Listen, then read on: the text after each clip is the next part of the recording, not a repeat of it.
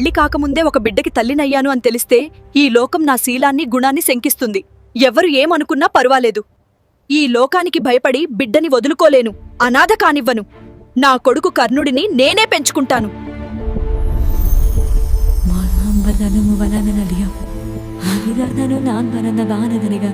మీకందరికీ తెలుసు, మహాభారతంలో కర్ణుడి యొక్క జీవితం ఎంతో దురదృష్టంతో కూడుకున్నది అని.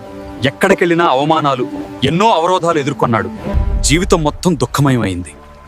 అయితే ఇప్పుడు what if Karna accepted from by birth అంటే, ఒకవేళ కర్ణుడు పుట్టినప్పటి నుండి కుంతీదేవి కర్ణుడిని గంగలో అనాథగా విడిచిపెట్టకుండా తానే చేరదీసి తన కొడుకుగా అంగీకరించి పెంచుకుంటే కర్ణుడి జీవితంలో ఎటువంటి మార్పులు వచ్చేవి?